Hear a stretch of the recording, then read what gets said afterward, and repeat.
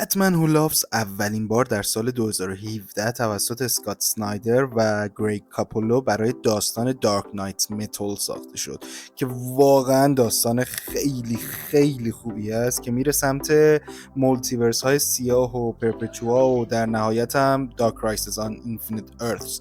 میشه گفت اولین حضورش در اصل تو 2 تا جلد کمیک بود، جلد 2 دارک نایت متال و جلد 12 تین تایتنز که جفتشون هم 13 سپتامبر 2017 پخش شدن. بتمن هو لاوز بتمن دنیای منفی 22 یا دارک مولتیورس نگاتیو ارث 22 هست و تاریخچش مثل بتمن پرایم ارث یا بتمنی که همون میشناسیمه. اما چیزی که تو این دنیا فرق داره اینه که جوکر اینجا متوجه هویت واقعی بتمن میشه که بروس وین هست و کامیشنر گوردن و یه سری از ابرشرورای بتمن رو میکشه و در نهایت هم چند کودک و همراه با مامان باباشون گروگان میگیره تا داخل یک کوچه تاریک پدر مادرها رو جلوی بچه‌ها بکشه. دقیقاً شکل اتفاقی که تو کودکی بتمن براش افتاد.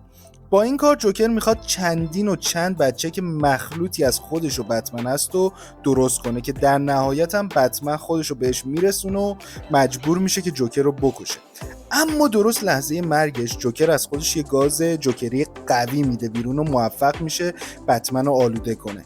این گاز باعث میشه که بتمن تو مرور زمان سلامت روانش رو از دست بده و تقریبا همه رو تو دنیاش بکشه، از دوست گرفته تا دشمن، و در نهایت تبدیل بشه به یه میکسی از خودش و جوکر.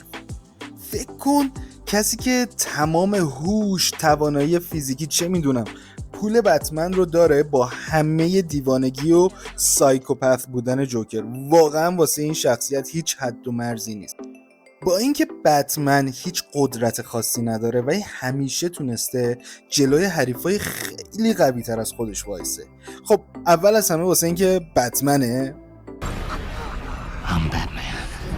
و این همینطور واسه اینکه بتمن خیلی خیلی باهوشه و دسترسی به همه جور اطلاعات و تکنولوژی داره، واسه همین میتونه همیشه چند مرحله از بقیه جلوتر باشه. و همینطور خب پولش، واسه مثال ارزش بروس وین تو کامیکس یه چیزی حدود 100 میلیارد دلار هست، در صورتی که ارزش ایلان ماسک تو دنیای واقعی 210 میلیارد دلار هست.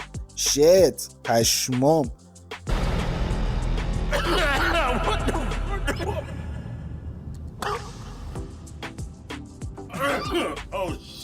چرا ایلان ماسک بتمن نمیشه؟ خب و من چرا فکر میکردم بتمن اینقدر پول داره؟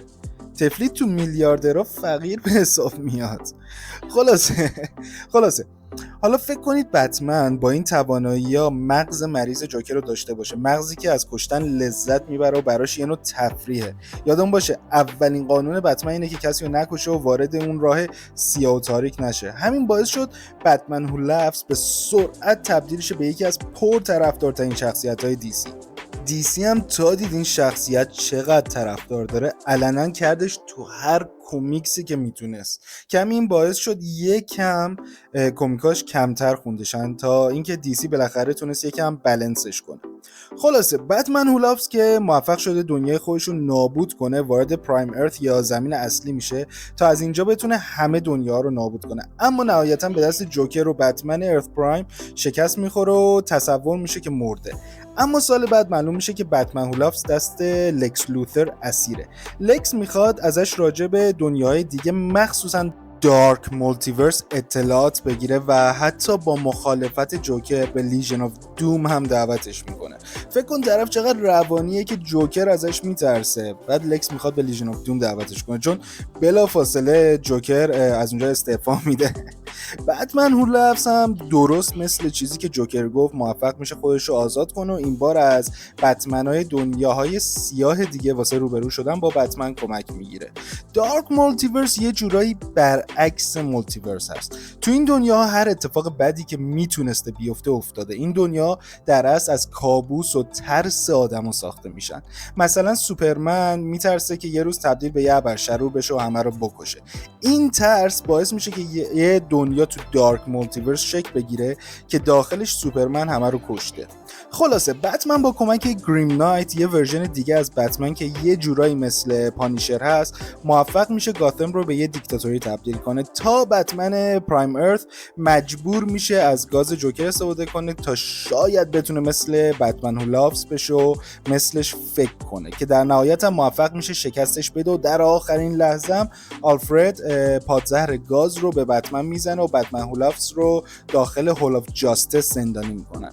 اما قبلش بتمن هو لافز موفق شده بود هوکمن، دانا تروی، بلو بیتل، شزم، سوپرگو و کمیشن گوردن رو با گازش آلوده کنه و کنترلشون کنه و نقشه اصلیشو برای تبدیل شدن به خدا شروع کنه.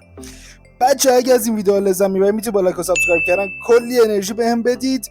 تا یادم نرفته، اینترویی که اول این ویدیو گذاشتم مال اولین سریال بتمن در سال 1966 با بازی ادم وست در نقش بتمن است.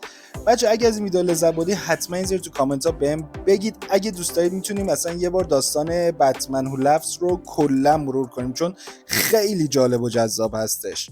تا ویدیو بعدی، بدرود.